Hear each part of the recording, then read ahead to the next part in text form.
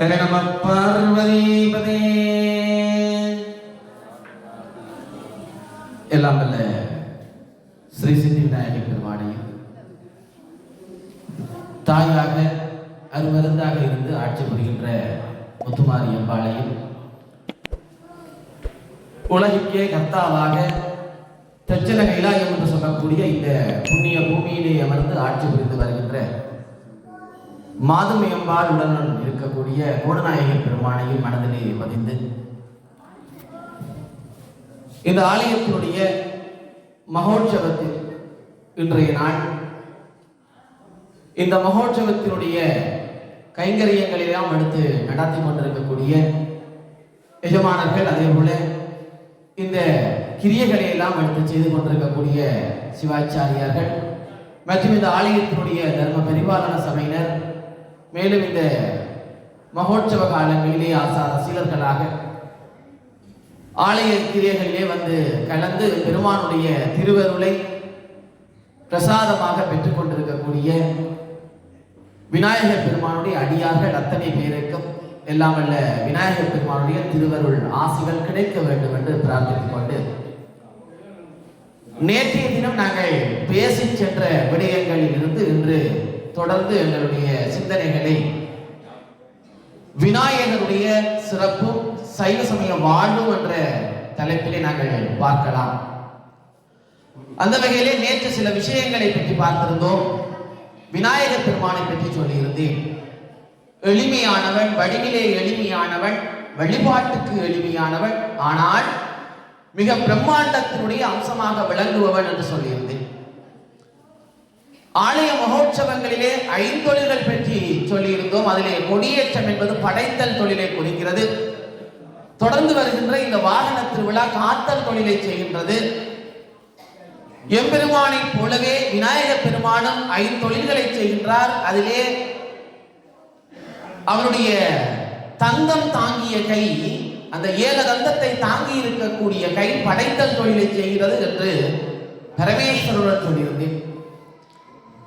அதே போல விஞ்ஞான ரீதியாக வாழ்வியலை நாங்கள் எடுத்து பார்க்கின்ற பொழுது ஆலயத்திலே எப்படி இந்த காந்த சக்தி அது வேலை செய்கிறது என்பதை தொட்டு சென்றிருந்தோம். இந்த விடயங்கள் நேற்றைய தினம் பிரதானமாக நாங்கள் பார்த்தோம். அதனுடைய தொடர்ச்சியாக இன்று விநாயகர் பெருமானுடைய மகத்துவத்தையும் எங்களுடைய வாழ்வியலையும் கலந்து சில விடயங்களை பார்க்க இருக்கின்றோம். நேற்றைய தினம் ஆரம்பிக்கின்ற பொழுது சொல்லியிருந்தேன், இந்த விநாயகர் பெருமானுடைய வாகனத்திலே ஏறி அவர் இந்த ஆலயத்தினுடைய வீதியை வலம் வந்தவுடன் இந்த சங்கு சேவக்கிழங்களும் மங்கள வாத்தியங்களும் விநாயகர் பெருமானை 3 தடவை சுற்றி வருகின்றது. அது விநாயகருடைய வெற்றியினுடைய அடையாளம் என்று சொன்னேன். அப்ப சங்கிலிருந்து இன்று ஆரம்பிக்கலாம். ஏனென்றால் நேற்று பேசி முடித்தவுடன் ஒரு கம்பெனி வந்து கேட்டால் இந்த சங்கை பற்றி சொல்றேன்னு சொன்னீங்க, பிறகு சொல்லல. அப்ப சங்கிலிருந்து இந்த விடயத்தை ஆரம்பித்துடுவோம். பொதுவாக எங்களுடைய வாழ்வியலிலே தொடக்கமும் சரி முடிவும் சரி சங்கிலே ஆரம்பித்து சங்கிலே முடிகின்றது என்பதை நாங்கள் எல்லோரும் கண்ணாராக கண்டிருப்போம். சங்கு என்பது ஓசையை உண்டாக்குகின்ற ஒரு கருவியாக அல்லது ஒரு வாத்தியமாக பார்க்கப்படுகிறது. கடலிலிருந்து பெறப்படுகின்ற அந்த சங்கு மகாலட்சுமியினுடைய அம்சம். நாங்கள் ஆலயங்களாக இருக்கட்டும், வீடுகளாக இருக்கட்டும், எந்த இடத்திலும் கட்டாயமாக இந்த சங்கினை வைத்திருக்க வேண்டும். சங்கினால் செய்யப்படுகின்ற அபிஷேகம், இறைவனுக்கு எத்தனை அபிஷேகம் செய்தாலும் சங்கினால் செய்யப்படுகின்ற அபிஷேகத்திற்கு தனிச்சிறப்பு உண்டு. அது உயிர்ப்பு கொடுப்பது.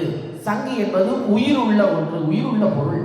அந்த உயிருள்ள பொருளாக செய்யப்படுகின்ற அபிஷேகத்திற்கு உயிர் கூட்டுகின்ற தன்மை உண்டு. அதனால்தான் இந்த ஆலயத்தினுடைய அபிஷேகங்களிலே சங்காபிஷேகத்திற்கு ஒரு தனி சிறப்பு வழங்கப்படுகிறது.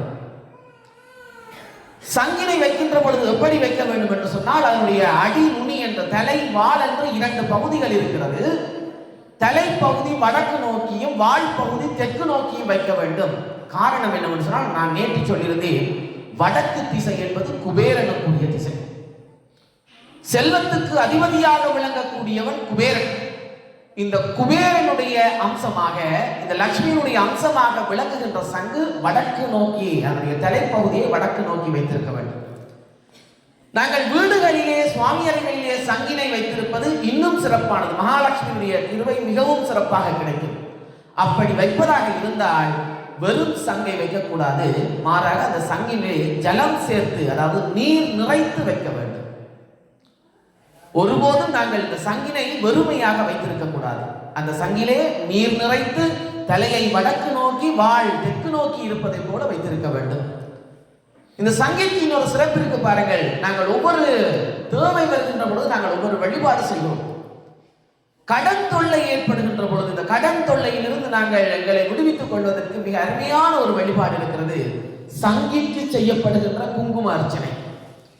நாங்கள் எப்படி மகாலட்சுமிக்கு தாம்பூலத்திலே வெற்றிலையிலே குங்கும அர்ச்சனை செய்து அந்த திலகத்தை நாங்கள் இட்டுக்கொள்கின்றோமோ, மகாலட்சுமியுடைய திருவருள் கிடைக்கும் என்று எண்ணுகின்றோமோ, அதே போல சங்கிக்கு குங்குமத்தினால் செய்யப்படுகின்ற அர்ச்சனை எங்களுடைய கடன் தொல்லையை தீர்க்கும் என்று சொல்லப்படுகிறது. அத்தனை சிறப்பு வாய்ந்த சங்கு. இந்த சங்கு யாருடைய கைகளிலே இருக்கிறது என்று சொன்னால் மகாவிஷ்ணுடைய கைகளிலே இருக்கிறது. அதுக்கு பாஞ்சசன்யம் என்று பெயர். மகாவிஷ்ணுடைய பத்தினியாக அவருடைய இருதய ஸ்தானத்திலே இருப்பவள் மகாலட்சுமி.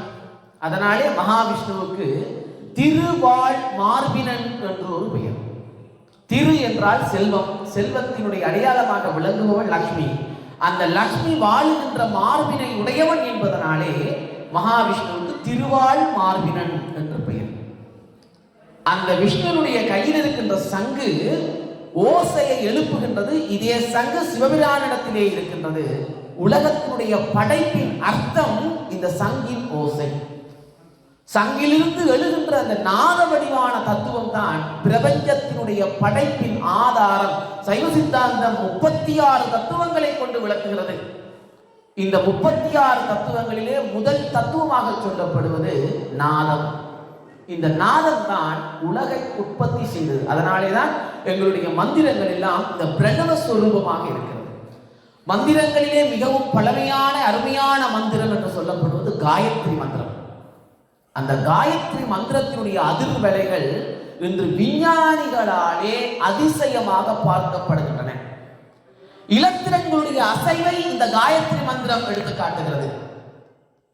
விஞ்ஞான ரீதியாக இலத்திரங்களுடைய அசைவிற்கு வரைவு வரைகின்ற பொழுது இந்த காயத்ரி மந்திரத்தினை முறைப்படி அந்த அதிர்வுகளோடு செபிக்கின்ற அதிர்வும் இந்த இலத்திரங்களுடைய அதிர்வும் சமமாக இருப்பதை இன்று விஞ்ஞானம் கண்டுகொண்டிருக்கிறது.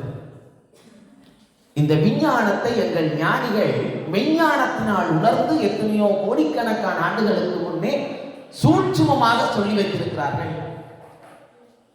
எங்களுக்குள்ளே பிரச்சனை என்னென்று சொன்னால், நாங்கள் எதை சொன்னாலும் காரணங்கள், எதை சொன்னாலும் காரணங்கள். ஆனால் இந்த சுவாமி விஷயத்தில் மட்டும் எங்களுக்கு பயம் இருக்கிறது. ஏனென்றால் எங்களுடைய வழிபாடு ஆரம்பமானதே பயத்தின் அடிப்படை. பயம், பக்தி, இந்த ரெண்டும் தான் வழிபாட்டுக்குரிய அடிப்படை. அப்ப இறைவனிடத்திலே இந்த பயத்தோடு நாங்கள் வழிபடுகின்ற பொழுது காரணம் கேட்காமல் எங்களை அறியாமலே நிறைய விஷயங்களை நாங்கள் பாரம்பரியமாக பரம்பரையாக தொன்று தொட்டு பின்பற்றிக் கொண்டு வருகின்றோம். அதிலே சூட்சுமமாக நிறைய விஷயங்கள் இருக்கிறது. நாங்கள் ஒவ்வொரு நாளும் சில விஷயங்களை பார்ப்போம். கிடைக்கக்கூடிய நேரங்களிலே எல்லாம் பார்க்க முடியும், அவற்றை பார்த்துக் கொண்டு வருவோம். அந்த வகையிலே சங்கு மிகவும் முக்கியமானது, லட்சுமி கடாட்சமானது. எனவே அதை வழிபடுவது நாங்கள் முக்கியமான ஒரு விஷயம். வெற்றியுடைய அடையாளமாக சங்கு ஊதப்படும். மகாபாரத காலத்திலே உங்களுக்கு தெரியும், கிருஷ்ணனுடைய பாஞ்சசன்யத்திலிருந்து வருகின்ற அந்த ஒளிதான் வெற்றி வாகையாக, வெற்றி ஒளியாக, முரசொலி போல அந்த குருட்சேத்திர போர்க்களத்திலே ஒளிர்ந்து கொண்டிருந்தது. அந்த சங்கிக்கு அவ்வளவு சிறப்பு இருக்கிறது. இரண்டாவதாக இந்த விநாயகர் பெருமான். நேற்று விநாயகர் பெருமானை எளிதாக வழிபடுவதற்கு நாங்கள் எங்களுக்கு எல்லோருக்கும் தெரிந்த ஒரு விஷயம், இந்த மஞ்சள் சாணத்தினாலே பிடித்தால் பிடித்த இடத்திலே நினைத்த மாத்திரத்தில் வந்து விடுவார் விநாயகர் என்று சொன்னேன். விநாயகருக்குரிய பத்திரங்களிலே முதன்மையான பத்திரம் அருகு. இந்த அருகம்புல்லை ஏன் விநாயகருக்கு நாங்கள் சாத்துகிறோம்? விநாயகருக்கு எத்தனை புஷ்பங்கள் இருந்தாலும் ஒரு அருகு வைத்தால் போதும், அத்தனை புஷ்பங்களையும் சாத்தியதற்கு சமன் என்று சொன்னால், அந்த அருகு விநாயகருக்கு சூட்டுவதற்கான காரணம் என்ன? புராண கதைகளிலே அனலாசுரன் என்கின்ற ஒரு அசுரன் பற்றிய கதை. எங்களுடைய புராணங்கள் நிறைய அசுரர்களுக்கும் தேவர்களுக்கும் இடையிலான யுத்தங்களை பற்றி சொல்லிக் கொண்டிருக்கு. இப்ப எங்களுக்கு சந்தேகம் வரலாம், இவ்வளவு அசுரர்கள் வாழ்ந்தார்களா, இவ்வளவு அசுரர்கள் இருந்தார்களா? அப்படியானால் தெய்வங்கள் எப்படி இருந்தார்கள்? ஏன் தெய்வங்கள் தானே அசுரர்களுக்கு வரம் கொடுக்கிறார்கள், வரம் கொடுக்காமல் இருக்கலாமே? இப்படியெல்லாம் கேட்டா, இந்த அசுரர் தேவர் என்பது எங்களுக்குள்ளே இருக்கக்கூடிய குணங்களை சொல்லி. ஒரு மனிதனுக்குள்ளே 3 குணங்கள் இருக்கு. சாத்வீக குணம், ராட்சச குணம், தாமச குணம் என்று 3 குணங்கள் ஒரு மனிதனுக்குள்ளே இருக்கு. இந்த 3 குணங்களும் சமமாக இருப்பவன் ஞானி. 3 குணங்களும் சமமாக இருப்பவன் ஞானி. இந்த 3இல் ஒரு குணம் யாருக்காவது மேலெழுந்து கொண்டேதான் இருக்கு. ராட்சச குணம் மேலெழுந்தால் அவனிடத்திலே ராட்சச குணங்கள் அதிகமாக இருக்கு. தாமச குணம் மேலெழுந்தால் அவனிடத்திலே சோம்பேறித்தன்மை அதிகமாக இருக்கு. சாத்விக குணம் எழுகின்ற பொழுது இந்த ராட்சசமும் தாமசமும் இரண்டும் சேர்ந்து அவனை குழப்பிவிடும். ஆக இந்த 3 குணங்களும் சமமாக இருப்பது என்பது மிக அரிது. இறைவனிலே கூட 3 குணங்களின் அடிப்படையில் நாங்கள் இறைவனை வகுத்துக் கொள்கிறோம். விநாயகர் சாத்வீக குணத்தினுடைய அடிப்படையிலே இருக்கிறார். இன்று ஆலயத்திலே சாத்வீக குணம், ரதத்திலே ஏறுகின்ற பொழுது, திருச்சுரக வேட்டைக்கு ஏறுகின்ற பொழுது ராட்சச குணத்தினுடைய அடையாளமாக விளங்குகிறார். அழித்தல் தொழில் செய்கின்ற பொழுது ராட்சச குணமாக மாறுகிறார். கடவுள் படிமங்களிலே பாருங்கள், வீரபத்திரர், ருத்ரமூர்த்தி, நரசிங்கர், காளி, இதெல்லாம் ராட்சச குணத்தினுடைய அடிப்படையில் இருக்கக்கூடிய தெய்வங்கள். பார்க்கின்ற பொழுது ஒரு பயங்கரத்தை தோற்றுவிக்கும். அந்த குணம் எங்களுக்கு இடையிலே இருக்கின்றது. சாத்விக குணத்திலே பாருங்கள், இந்த லட்சுமி, சரஸ்வதி, விநாயக பெருமான், சுப்பிரமணியர், பரமேஸ்வரன், இதெல்லாம் சாத்விக குணத்திலே இருக்கக்கூடிய கடவுளர்கள். அதை பார்க்கின்ற பொழுது எங்களுக்குள்ளே இனம் புரியாத ஒரு பக்தி மேலிருக்கின்றது. தாமச குணம் எப்படி இருக்கும் என்று சொன்னால், உறக்கம் சயனமாகிய கோலங்களிலே இருக்கும். மகாவிஷ்ணுனுடைய அனந்த சயன வடிவம், சிவபிரானுடைய தியானத்திலே இருக்கின்ற வடிவம், யோக ஆஞ்சநேயர், இதெல்லாம் தாமச குணத்தினுடைய வடிவம். பொதுவாக எங்களுடைய பெரியவர்கள் சொல்லிக் கொண்டு வருவார்கள், சிவபிரான் தியானத்தில் இருக்கும் படங்கள் வீடுகளிலே வைத்து வழிபடக்கூடாது அப்படி என்று சொல்லி. அப்படியெல்லாம் எதுவுமே கிடையாது, தாராளமாக வழிபடலாம். அது தாமச குணத்தை காட்டுகின்றதை தவிர சிவம் இருக்கும் இடத்திலே மங்களம் நிறைந்திருக்கும். சிவம் என்று சொன்னால் மங்களம் என்று பொருள். இந்த சிவபிரானம் பாருங்க, தனக்கென்று எதுவும் வைத்துக் கொள்ளாதவன் சிவன்.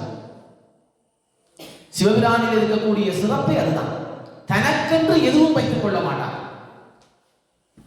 அவர் உடுத்துவது புலியினுடைய தோல், யானையினுடைய தோல், இதுதான் அவர் ஆடையாக உடுத்துவார்.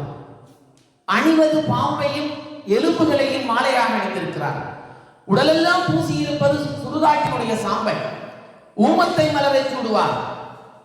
இப்படித்தான் சிவன் இருப்பார். ஆனால் தன் அடியார்களுக்கு கேட்க கேட்க கேட்காமலே கொடுக்கக்கூடிய தாயுமானவன் அந்த சிவன். 3 வயதிலே ஞானசம்பந்தர் இப்படி பாடுகிறார், தோளுடைய செவியன் விடையோதியோ தூவன் மதிசூடி, தோளுடைய செவியன் விடையோதியோ தூவன் மதிசூடி. அடுத்தது பாருங்க, காலுடைய சுடலை பொடி பூசியன் உள்ளம் கவர்கள். காலுடைய சுடலை, அந்த 3 வயசு குழந்தைக்கு தெரிந்திருக்கிறது இறைவன் பூசி இருப்பது சுடுகாட்டினுடைய சாம்பல். காலுடைய சுடலை பொடி பூசியன் உள்ளம் கவர்கள். அப்படியே இன்னொரு பாடல் பாருங்க, சுந்தரருடைய நத்தார்படை ஞானம் பசு.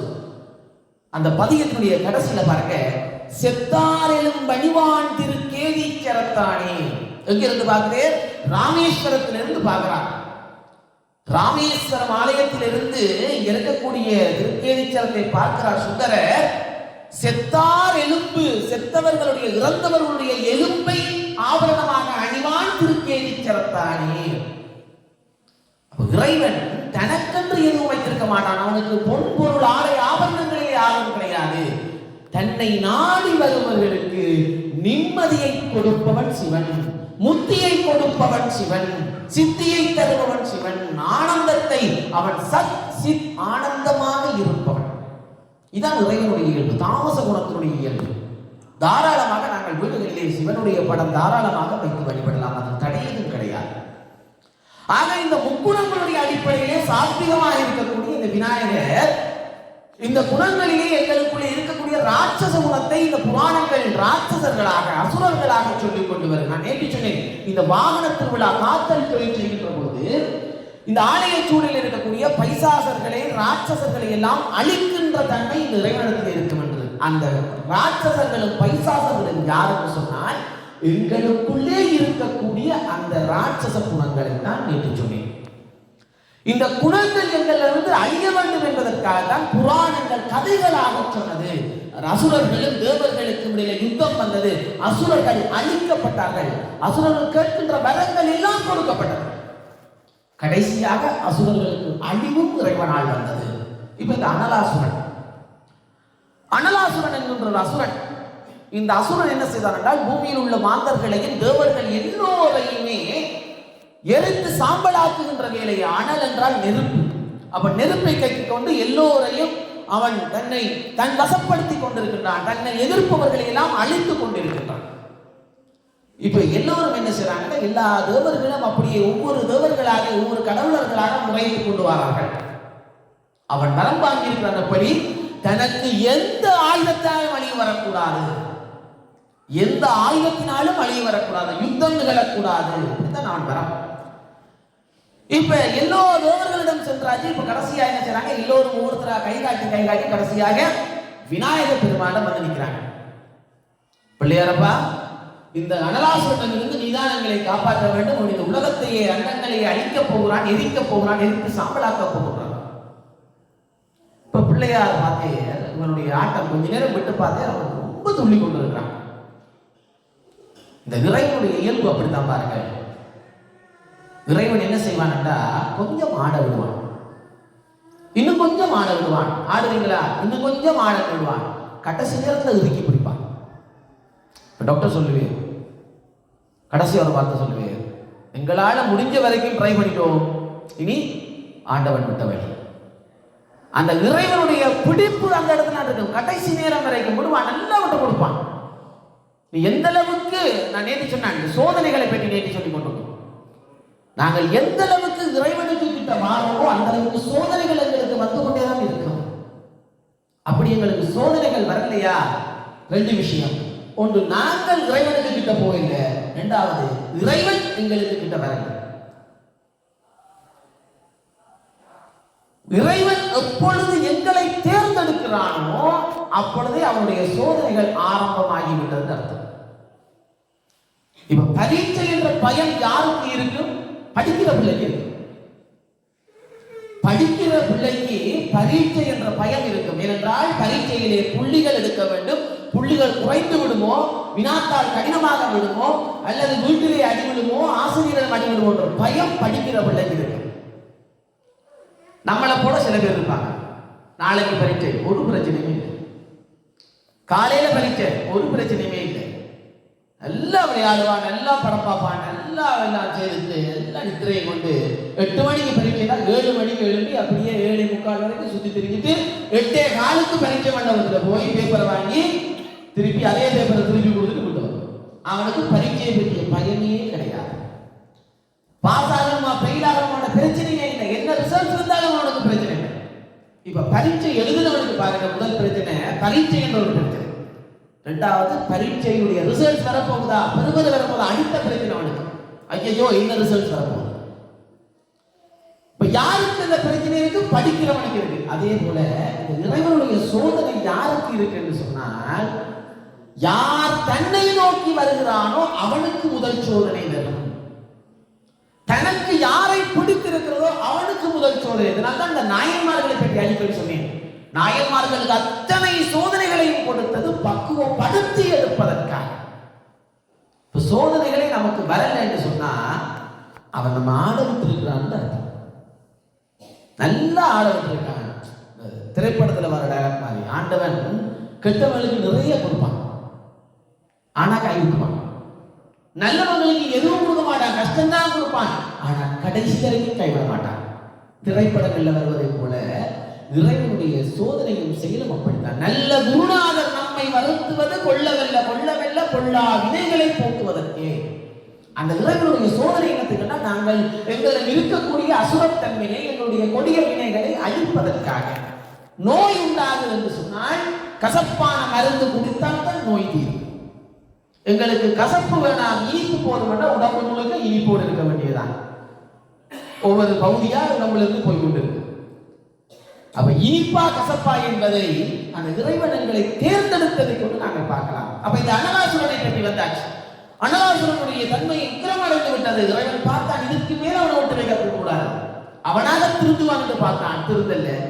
சரி சொல்லி பார்ப்போம் திருந்துவான் என்று பார்த்தான், அப்படியும் திருந்தல்ல. இனி அடிச்சுதான் பார்க்கணும். அவன் எப்படிப்பட்ட வரம் வாங்கி இருக்கான் என்று விநாயகருக்கு தெரியும். என்ன செய்தார்? சண்டையும் கிடையாது, ஒன்றும் கிடையாது, ஒரு ஆயுதமும் கிடையாது. அப்படியே தும்பிக்கையால் தூக்கி வாய்க்குள்ள போட்டு முழுங்கி விட்டார். அப்படியே எடுத்து வாய்க்குள்ள முழுங்கி விட்டார். நான் நேற்று சொன்ன விநாயகர் எப்படி இருப்பார்? அவருடைய வாய் தெரியாது என்று சொன்னேன். நாவடக்கம். இந்த பெரியவர்களோடு பேசுகின்ற பொழுது நாங்கள் எப்படி பேச வேண்டும்? நாவடக்கத்தோடு பேச வேண்டும். குரு சீட மரபிலே பார்த்தீர்களா இருந்தால் நல்ல ஒரு உதாரணம், இந்த சிவபெருமான் முருகப்பெருமானுடன் பிரணவ உபதேசம் பெற்றது. பிரம்மாவை சிறைப்பிடித்தாய்க்கு பிரம்மாவுக்கு பிரணவத்தின் பொருள் தெரியவில்லை என்று சொல்லி சிவனிடம் முறையிடப்படுகிறது. சிவன் போய் முருகனிடம் கேட்கிறார், அப்பா பிரம்மா விற்று பாவம், பிரம்மா இல்லாமல் படைப்பு தொழில் இல்லை. முருகன் சொல்கிறார், தந்தையே அவனுக்கு பிரணவத்தினுடைய பொருள் தெரியவில்லை. நான் நேற்று சொன்னேன், பொருள் தெரியாமல் சொல்லுகின்ற மந்திரங்களால் பிரயோஜனமில்லை, பொருள் தெரியாமல் செய்கின்ற வழிபாட்டாலும் பிரயோஜனமில்லை. அப்ப பிரணவத்தினுடைய பொருள் பிரம்மாவுக்கே தெரியவில்லை, அவர் படைப்பு தொழிலை செய்து என்ன செய்யாமல் என்ன? அப்ப சிவன் கேட்டார், சரிடா அப்பா உனக்கு தெரியுமா? தெரிந்ததால் தானே பிடிச்சு வச்சிருக்கிறேன், அப்ப நீயே சொல்லு. இப்படி கேட்டால் சொல்ல முடியாது. அப்ப எப்படி கேட்கணும்? எப்படி கேட்டால் சொல்ல முடியுமோ அப்படி கேளுங்கள், நான் சொல்லுகிறேன். எப்படி? இப்பொழுது நான் குரு, நீர் சீடர். கேள்வி கேட்பவர் சீடர், விடை சொல்லுபவர் குரு. ஒரு குருவிடத்திலே சீடன் எப்படி கேட்க வேணுமோ அப்படி கேளுங்க, நான் சொல்கிறேன். எப்படி கேட்டார்? கீழே அமர்ந்திருந்து கைகட்டி மெய்கட்டி வாய் பொத்தி பிரணவத்தினுடைய பொருளை கேட்க முருகன் உபதேசித்தான். இதுதான் அந்த குரு ஞானத்தை பெறுவதற்கான வழி. எப்பொழுது நாவடக்கம் வருகிறதோ அது தன்னடக்கத்தை தரும். ஆனால் இன்றைய சமுதாயத்திலே நாங்கள் பேசுவதற்கு பயப்படுகிறோம். இப்பொழுது நாவடக்கம் மாறிவிட்டது. குரு நாவடக்கத்தோடு இருக்கிறார், சீடர்கள் எல்லோரும் அவரை அடக்குகின்ற தன்மையிலே இருக்கிறார்கள். அப்ப இந்த அனலாசுரனை அப்படியே விழுங்கி விட்டார் விநாயகர். விழுங்கினால் அவன் நெருப்பு குழம்பு. விநாயகனுடைய உடம்புக்குள்ளே சென்றவன் அங்கு சமீபாடு அடையவில்லை. அவனுடைய நெருப்பு உஷ்ணம் விநாயகனுடைய உடல் எல்லாம் தகித்துக் கொண்டிருக்கிறது. விநாயகருக்கு அவனுடைய உக்கிரத்தை, அவனை அடக்கிய உக்கிரம் தனியவில்லை, இன்னும் அவருக்கு உக்கிரம் அதிகரித்துக் கொண்டே போகிறது. இப்ப அனலாசுரன் தான் பிரச்சனை என்று பார்த்தா அனலாசுரன் அடக்கின பிள்ளையார் இப்ப பிரச்சனையா போயிட்டு. இப்ப விநாயகர் எப்படி அடக்கிறது? எவ்வளவோ எல்லாம் முயற்சி செய்தார்கள். கூடை கூடையாக பலகாரங்கள் கொண்டு வச்சாங்க, அபிஷேகம் செய்து பார்த்தார்கள், ஆராதனைகள் செய்தார்கள், மண்டியிட்டார்கள், பாடல் பாடினார்கள், என்னெல்லாம் செய்து பார்த்தார்கள். எதற்குமே விநாயகர் பெருமானுடைய சினம் அடங்கவில்லை, பொம்மை அடங்கவில்லை. என்ன செய்வது யாருக்கும் புரியவில்லை. குடமாக அபிஷேகம் நடந்து கொண்டே இருக்கிறது. அந்த நேரத்தில் ஒரு முனிவர் வந்தார். அருகம்புல்லை எடுத்துக் கொண்டு விநாயகருடைய சிரசிலும் வயிற்றிலும் வைத்தார். அவ்வளவுதான். அவ்வளவு பொம்மையும் அடங்கி விநாயகர் குளிர்ச்சியானார், சாந்தமானார். அப்ப இந்த அருகம்புல்லுடைய தன்மை என்ன? உடல் சூட்டை தணிப்பது அதனுடைய இயல்பு. இந்த தாற்பயம் எங்களுக்கு தெரியாது, எங்கோ இருக்கின்ற வெள்ளைக்காரன் தெரியும். அருகம்புல்லை அரைத்து ஜூஸ் என்ற பெயரிலே விற்கிறோம். வெள்ளைக்காரனுக்கு தெரியும் மஞ்சளின் மகத்துவம், பிரான்ஸ் நாட்டுக்காரனுக்கு தெரியும். உங்களுக்கு தெரியுமா? பிரான்ஸ் நாட்டுக்காரனுடைய அனுமதி இல்லாமல் நீங்கள் மஞ்சளை பயன்படுத்த முடியாது. ஏனென்றால் மஞ்சளுக்கு காப்புரிமை சட்டம் எடுத்து வைத்திருக்கிறான் பிரான்ஸ் நாட்டுக்காரன். மிகச்சிறந்த தொற்று நீக்கி கிருமி நீக்கி மஞ்சள் என்பதை எங்களை விட அவன் அறிந்து வைத்திருக்கிறான். ஆனால் நாங்கள் மஞ்சளிலேயே பிறந்து மஞ்சளிலேயே வளர்ந்து மஞ்சளோடு மஞ்சளாக இருக்கிறோம். நாங்கள் மஞ்சளை மதிக்கவில்லை. இந்த அருகம்புல்லுடைய மகத்துவம் எங்களுக்கு தெரியாது, எங்கள் வீட்டில் இருக்கின்ற நாய்க்குட்டிக்கு தெரியும். எதையோ சாப்பிட்டு வயிறு சமிபாடவில்லை என்றால் எங்களுக்கு தெரியாமல் நான் என்ன செய்யும்? எங்கோ சென்று அருகம்புல்லை சாப்பிடுவோம். சாப்பிட்டு அவ்வளவும் சீதனமாகும், அவ்வளவும் தேவையில்லாத வெளியிலே வந்து செய்யும். அது இயற்கையினுடைய படைப்பு. நாங்கள் எப்பொழுது இயற்கையிலிருந்து மாறி செயற்கைக்குள் போனோமோ அப்பொழுதே எங்களுடைய உடல் ஆரோக்கியம், உள ஆரோக்கியம் எல்லாமே போய்விட்டது.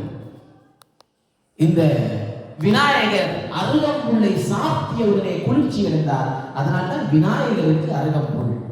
இப்ப அடுத்த பிரச்சனை, விஷ்ணுவுக்கு அருகம்புல் சாத்தலாமா கூடாதா? எல்லா கடவுளருக்கும் அருகம்புல் வைக்கலாமா? விநாயகருக்கு அருகம்புல் வைத்தோம், எல்லா கடவுளருக்கும் அருகம்புல் வைக்கலாமா என்றால் ஒவ்வொருவருக்கும் தனித்தனியான பத்திரங்கள், புஷ்பங்கள் இருக்கிறது. இப்ப சிவபெருமானுக்கு தாளம்பூ சேர்க்கக்கூடாது என்பது தெரியும். சிவபிரானுடைய கதை, இந்த அடிமுடி தேடிய கதை நாங்கள் கேள்விப்பட்டிருக்கோம். சிவபிரானுக்கு தாளம்பூ சேர்க்கக்கூடாது. ஆனால் அம்பிகைக்குரிய குங்குமத்தில் விசேஷமானது தாளம்பூ குங்குமம். மதுரையிலே சொக்கநாதன் மீனாட்சி இடத்திலே போய் பார்த்தால் இந்த மீனாட்சிக்கு அபிஷேகம் செய்யப்படுவது, அலங்காரம் செய்யப்படுவது, அர்ச்சனை செய்யப்படுவது எல்லாம் தாளம்பூ குங்குமம். அது ஒவ்வொருத்தருக்கும் ஒவ்வொன்று கூடாது. அதனுடைய காரணங்கள் நாங்கள் ஒவ்வொன்றாக பார்ப்போம். இப்ப இந்த அருகம்புல்லை விஷ்ணுவுக்கு வைக்கலாமா என்று சொன்னால் கூடாது. ஏன் கூடாது என்று சொன்னால், விஷ்ணு ஏற்கனவே குளிரில் இருக்கிறார். விஷ்ணு பாற்கடலிலே குளிர்ச்சியிலே இருக்கிறார். இந்த அருகம்புல் சூட்டை தனித்து குளிரை தரும் என்று சொன்னேன். அவர் குளிரில் இருப்பவருக்கு மீண்டும் கொண்டே அருகம்புல் வைத்தால் கையில் இருக்க கதையால் எங்களுக்கு திருப்பி இருப்பார். அப்ப விஷ்ணுவுக்கு எது வேண்டும்? துளசி வேண்டும். துளசி என்ன செய்யும்? துளசி எங்களுக்கு தடிமல் சளிவார நேரங்களிலே நாங்கள் என்ன செய்கிறோம்? துளசியை மென்று விழுங்குகிறோம், கற்பூரவள்ளி சாப்பிடுகிறோம். அப்ப துளசி என்ன செய்யும்? குளிரை நீக்கி சூட்டை தரும் துளசி. இப்ப ஏன் இந்த துளசியை விஷ்ணுவை சொன்னா, எங்களவர்கள் இந்த ஆர்வ கோளாறுல விஷ்ணுவுக்கு ஆய்ந்த துளசி விஷ்ணு இல்லை என்று சொல்லி பரவாயில்லை பிள்ளையாருக்கு சாத்த கொண்டு பிள்ளையாருக்கு துளசி சேர்க்கிறார்கள்.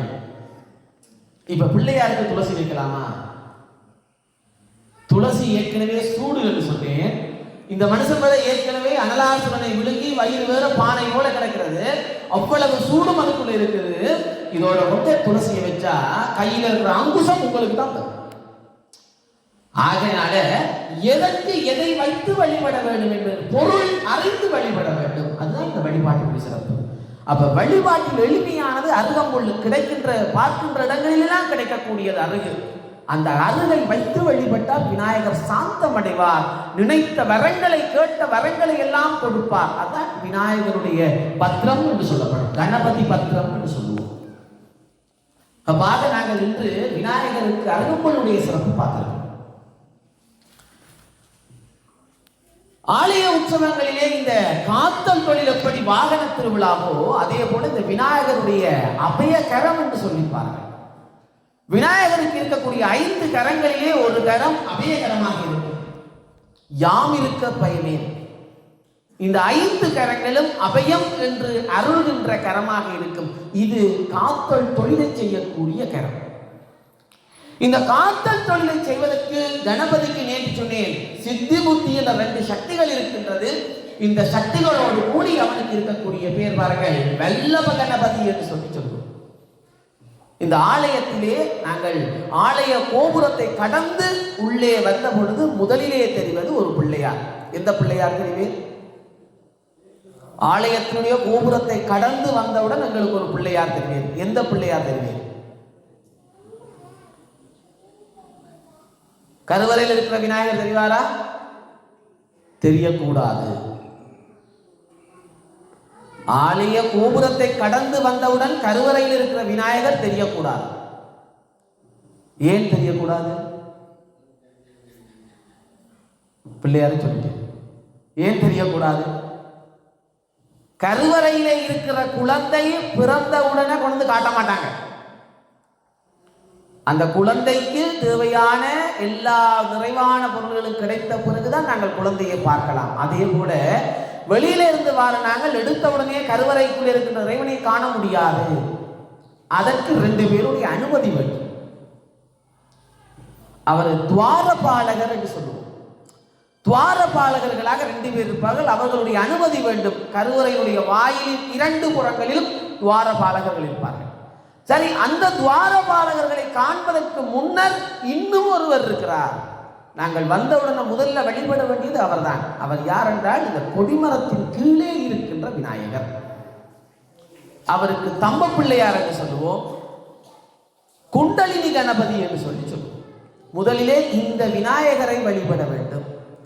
இந்த விநாயகரை வழிபட்டு அதன் பின்னர் பலிபீடத்தை வழிபட்டு பலிபீடத்திலே எங்களுடைய பாவங்களை எல்லாம் தொலைத்த பிறகு இந்த மூஷிகத்தை வழிபட்டு மூஷிகத்தின் ஊடாகத்தான் உள்ளே இருக்கின்ற விநாயகரை வழிபட வேண்டும். இதுதான் தத்துவம். சும்மா பொங்கையா அப்படியெல்லாம் கும்பிடாது. வந்தோமா பிள்ளையாரை பார்த்து 2 நேரம் நெத்தில கூட்டணுமா போயிடுவோம். இன்னும் கொஞ்சம் பேர் இருக்காங்க.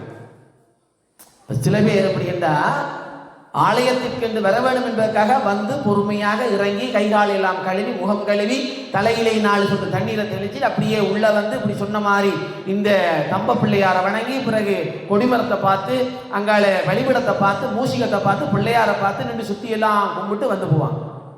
இன்னும் கொஞ்சம் பேர் இருப்பாங்க. அப்படி என்றா வாகனத்தில் இருந்து அப்படியே ஒரு இறங்கி வாசல் நின்று 3 குட்டு 3 தோப்பு கரணம், அதுவும் அரைவாசியாக தோப்பு கரணம் போட்டு ஓடி போய்வாங்க. சரி, இவர்களையும் மன்னிக்கலாம். இன்னும் கொஞ்சம் பேர் இருக்காங்க. ஓடி வார சைக்கிள்ல இருந்து ஒருக்கா எழுப்பி இருக்கிறது, மோட்டார் சைக்கிள்ல இருந்து ஒருக்கா எழுப்பி இருக்கிறது, இறங்க கூட நேரம் இல்லை. இன்னும் ஒரு கொஞ்சம் பேர் இருக்காங்க. இவர்களாவது பரவாயில்லை, பிள்ளையாருக்கு ஒரு மரியாதை எழுந்திருந்தார்கள். அவர்களுக்கு அதற்கு கூட நேரம் இல்லை. அப்படியே போற போக்குலயே ஒரு செலவு பண்ணிட்டு போறது, அதுக்குள்ளே போய் அடுத்த வீட்டு வேலைக்குள்ள இருப்பாங்க. பிள்ளையார் மட்டும் சொல்லலாம். ஆலயங்களை ஏன் வீதிதோறும் அமைத்தார்கள் தெரியுமா? சந்திகளிலே ஏன் ஆலயங்களை அமைத்தார்கள் தெரியுமா? வருமானத்தை பெறுவதற்காக இல்லை. போகின்ற அவசரத்தில் 2 நிமிடம் இறங்கி அந்த விநாயகரையோ அங்க இருக்கக்கூடிய இறைவனையோ வழிபட்டு செல்லுகின்ற பொழுது நிதானம் ஒன்று எங்களுக்கு ஏற்படும். ஒரு ஸ்பீட் பிரேக்கர், வாழ்க்கையிலே கட்டாயம் ஒரு ஸ்பீட் பிரேக்கர் இருக்க வேண்டும். வாழ்க்கையில கட்டாயம் ஸ்பீட் பிரேக்கர் இருக்க வேண்டும். இங்க எங்களுடைய வாழ்கின்ற வீதிகளிலே நிறைய இருக்கு. அந்த அவசரத்திலே செல்கின்ற நாங்கள் 2 நிமிடம், 1 நிமிடத்திலே எத்தனையோ உயிர்கள் தப்பி இருக்கிறது. இப்ப அங்கே நடந்த ஒரு மிக பாரமான ஒரு விபத்து உங்களுக்கு தெரியும். இந்தியாவிலிருந்து புறப்பட்டு சென்ற ஒரு ஆகாய விமானம் விபத்துக்குள்ளானது. அந்த விமான விபத்திலே ஒரு பயணி எந்த ஒரு காயம், சின்ன கீறல் கூட இல்லாமல் தப்பித்திருக்காங்க. ஒரு சின்ன கீறல் கூட இல்லாமல் தப்பித்திருக்காங்க. எப்படி தெரியுமா? அவர் வருவதற்கு 2 நிமிடம் தாமதமாகிவிட்டது. பிளேன் கிளம்பிச்சு. அதே பிளேன்ல போக வேண்டியவர் 2 நிமிடம் தாமதமாகிவிட்டது. போர்டர் க்ளோஸ் பண்ணிட்டாங்க, போர்டிங் க்ளோஸ் பண்ணிட்டாங்க. பிளேன் போயிட்டு போன பிளேன் ஆக்சிடென்ட் ஆயிட்டு இவைக்கு எந்த பாதிப்பும் இல்லை. ஆக 1 நிமிடம், 1 செகண்ட் கூட உங்களுடைய வாழ்க்கையிலே எத்தனையோ நன்மைகளை எங்களுக்கு தரும். அவசரப்பட்டு செய்வதனால் எந்த காரியமும் முற்றாகும் என்று கிடையாது. நிதானத்தோடு நாங்கள் சில பேர் அப்படித்தான் கோயிலுக்குள்ள வர்றது, இங்க பிள்ளையாருக்கு பூசை நடக்கும், சுத்தி வந்துருவாங்க, அதுக்குள்ள சண்டேஸ்வரர் பூசை அவங்க முடிச்சுட்டு போயிடுவாங்க. வந்தவங்கள ஐயா வணக்கம் பண்ணுவாங்க, நான் வணக்கம் திரும்பதில் அடுத்தவங்க வந்துருச்சு. இப்படியும் அவசரத்திலே வாழ்க்கையும் அவசரம், உணவும் அவசரம், எல்லாம் அவசரம், நோயும் அவசரம். நேற்று சொன்ன மாதிரி யமலோகத்துக்கும் அவசரமாக இருப்பாங்க. நிதானத்தோடு நாங்கள் வழிபாடு செய்ய வேண்டும். முதலிலே தம்ப விநாயகர், குண்டலினி விநாயகர், இந்த குண்டலினி விநாயகரை வழிபட்டு எங்களுடைய குண்டலினி சக்தியை நாங்கள் எழுப்ப வேண்டும். அது எப்படி, அது பிறகு ஒரு நாள் பார்ப்போம். அடுத்ததாக இந்த பலிபீடத்திலே வழிபட வேண்டும். நாங்கள் வெளியிலே பாதணிகளை எல்லாம் கலட்டி வருகின்றோம். பாதணிகள் வெளியிலே இருக்கிறது, அது காலுக்கு கீழே அணிகிறது, அழுக்குகளை கொண்டிருப்பது. ஆனால் மனதுக்குள்ளே ஏனைய அழுக்கெல்லாம் எங்கள் மனதுக்குள்ளே இருக்கு. பாதணியை கலட்டி வச்சோம், கால்களை கழுவினோம், காலில் பட்ட அழுக்கு போகும். மனதுக்குள்ளே இருக்கின்ற அழுக்கு எப்பொழுது போகும்? இந்த பலிபீடத்திலே நாங்கள் பலியிட வேண்டியது எங்கள் மனதில் உள்ள தீய எண்ணங்களை எல்லாம் அட்டதிக்கு பாலகர் சாட்சியாக இந்த பலிபீடத்திலே நாங்கள் பலியிட்டுக் கொண்டு அதற்கு பிறகு இந்த மூஷிகத்தின் ஊடாக இறைவனை பார்க்க வேண்டும். இந்த மூஷிகன் யார் என்றால் இந்த ஆன்மா. இந்த ஆன்மா தான் இந்த மூஷிகம். பிள்ளையார் கோயில் என்றால் மூஷிகமாக இருக்கும், முருகன் கோயில் என்றால் மயூரமாக இருக்கும், அம்மன் கோயில் என்றால் சிம்மமாக இருக்கும். எந்த தெய்வத்தினுடைய வாகனமோ அது அங்கு இருக்கும். இந்த வாகனம் என்பது இந்த உள்ள ஆன்மா. அதனாலே தான் எங்கள் தோள்களினாலே அந்த விநாயகர் பெருமானை வாகனங்களிலே சுமந்து வருகின்றோம். நாங்களே வாகனங்களாக மாறுகிறோம். இந்த வாகனத்தை நின்று வழிபட்டு அதன் ஊடாக, அதுதான் வழிகாட்டி. எப்படி வழிகாட்டுகிறது பாருங்கள். இந்த மூஷிகம் பிள்ளையாரை மட்டும்தான் பார்த்து கொண்டிருக்கு, வேற எதையும் பார்க்காது. ஆனா நாங்க பிள்ளையார் தர மிச்செல்லாம் பார்ப்போம். இதையும் பிள்ளையார் சொல்லுகிறார். கோவிலுக்கு வந்தால் பிள்ளையாரை தவிர மிச்ச எல்லா விஷயங்களையும் பார்த்து கடைசியாக இந்த பஞ்சாலாத்தி கூட்டுகின்ற பொழுது ரோஹரா என்று ஒரு தடவை சத்தம் போடுவோம். அது வரைக்கும் நிறைய விஷயங்களை பேசி முடிச்சிருவோம். சில கோயில்களில் சம்பந்தமே பேசி முடிச்சிருவாங்க. பெரிய பெரிய சண்டைகள், ஒரு திரைப்படம், நாடகம், தொடர் நாடகம், பார்த்த நாடகம், பார்க்காத நாடகம், உடுப்பு வாங்கின கடையிலிருந்து நகை வாங்கின கடை வரைக்கும் எல்லா விஷயங்களையும் பேசி முடிச்சிருவாங்க. அந்த பஞ்சாலாத்தி காட்டுக்கெல்லாம் ரோஹரான்னு சத்தம் போட்டோம்னா பக்கத்துல இருந்து ஒன்று தட்டும். அப்பதான் ஞாபகம் இருக்கும், கோயிலுக்கு தான் வந்திருக்கும். அப்ப சிந்தனை வேறு இடங்களுக்கு செல்லாமல் எப்படி அந்த மூஷிகம் இறைவனை பார்த்து கொண்டிருக்கிறதோ அப்படி பார்த்து கொண்டிருக்க வேண்டும். அதுதான் ஆன்மாவினுடைய லட்சியம். அதனாலதான் பொதுவாக சொல்லுவார்கள், இந்த நந்திக்கும் அல்லது மூஷிகத்துக்கும் இறைவனுக்கும் குறுக்கே செல்லக்கூடாது என்று சொல்லுவாங்க. ஆனா நாங்க அப்படி இல்லையே, இங்கால பூசை முடிச்சுட்டு ஐயா அங்கால வந்துடுவேர், சுத்தி வாரதுக்கு ஐயா போயிடுவேர், அதுக்குள்ள நாங்க போகணும். அப்படியே குறுக்கா வாமா மின்னல் என்ற மாதிரி இப்படி ஒரு கவட்டு அப்படி ஒரு கவட்டு. ஏனென்றால் எங்களுக்கு அவ்வளவு அவசரம். ஆலயத்திலே நிலம் அதிர நடக்கக்கூடாது. முக்கியமான ஒரு விஷயம். அதிர்வுகள், மந்திரங்களுடைய அதிர்வுகள் தான் ஆலயத்தில் இருக்க வேண்டும். அது இருந்து கொண்டே இருக்கும். உங்களுக்கு தெரியுமா, ஆலயத்தினுள்ளே இருக்கக்கூடிய இறைவனுக்கு நீங்கள் ஒரு செய்தியை சொல்ல வேண்டுமாக இருந்தால் இந்த தூணுக்கும் காது இருக்கும், இந்த நிலத்துக்கும் காது இருக்கும். நீங்கள் மனதிலே நினைப்பது அப்படியே அலைகளாக மாறி இறைவனிடத்திலே செல்லும். இந்த விஞ்ஞானம் படிக்கிற பிள்ளைகளுக்கு தெரியும், அலை நீளம் பற்றி படிச்சிருப்பாங்க. அலை நீளம் ஆரம்பிக்கின்ற பொழுது சிறிதாக இருக்கும், தூரம் கூட கூட பெரிதாக போகும். அதான் அலையினுடைய அம்சம். இப்ப சுனாமி அலைகளை எடுத்து பாருங்கள். ஆழ்கடலுக்குள்ளே இருந்தவர்களுக்கு சுனாமியால் பாதிப்பில்லை. ஆனால் கரையோரங்கள், அதிலும் எங்களுடைய நிலாவளி, வேலூர் போன்ற பகுதியில் சுனாமியால் மிகவும் பாதிக்கப்பட்ட போது இப்ப சுனாமியை பற்றி சொல்ல தேவையில்லை. அதே போல ஆலயத்தில் நீங்கள் எவ்வளவு தூரத்தில் இருந்து இறைவனை பற்றி மனதிலே நினைக்கிறீர்களோ அந்த சிந்தனை அலைகளாக மாறி இறைவனிடத்தில் போய்க்குள்ள பெரிதாக போய் சேரும். இப்ப யோசிச்சு பாருங்க, நாங்க என்னெல்லாம் நினைக்கிறோம் மனசுக்குள்ள. அப்ப இவ்வளவும் நினைத்து விட்டு இறைவன் எனக்கு நல்லதை தரல, நான் கேட்டதை தரல என்று சொன்னா யார் மீது பழியை சொல்வது, யாரிடத்திலே பாவத்தை சொல்வது? அத்தனைக்கும் நாங்கள் தான் பொறுப்பு. மெய்யே உன் பொன்னடிகள் கண்டுன்று வீடுற்றேன் என்று மாணிக்கவாசகர் சொன்னே பாருங்கள். எப்பொழுது அந்த இறைவனுடைய திருவடிகளை கண்டு அதுதான் உண்மை என்று சொல்லி அவனுடைய பாதங்களை சரணடைகின்றோமோ இந்த மூஷிகத்தை போல, அப்பொழுதுதான் எங்களுக்கு எல்லா நன்மைகளும் வந்து சேரும். அதற்கு எங்களிடம் இருக்க வேண்டிய அரக்க குணத்தை அளிக்க வேண்டும், ராட்சச குணத்தை அளிக்க வேண்டும், சோம்பேறித்தனம் என்று சொல்லக்கூடிய தாமச குணத்தை நீக்க வேண்டும், சாத்விக குணத்தோடு நாங்கள் இறை வழிபாட்டில் ஈடுபட வேண்டும். அப்படி ஈடுபடுகின்ற பொழுதுதான் இறைவனுடைய திருவருள் எங்களுக்கு பூரணமாக கிடைக்கும் என்ற செய்தியை சொல்லிக்கொண்டு, இந்த விநாயக பெருமான் நடனமாடின கதை உங்களுக்கு தெரியும். யாருக்கு முன்னால நடனமாடினேன்? சந்திரனுக்கு முன்னால நடனமாடினேன். இன்னொரு தடவை விநாயகர் நடனமாடி இருக்கிறார். அதையும் பிள்ளையார் சொல்லு. விநாயகர் பெருமான் 2 தடவைகள் நடனமாடி இருக்கிறார். ஒன்று சந்திரனுக்கு முன்னால நடனமாடி இருக்கிறார், இன்னொரு நடனமாடின கதை இருக்கு. அந்த கதை நாளைக்கு பார்க்க போறோம்.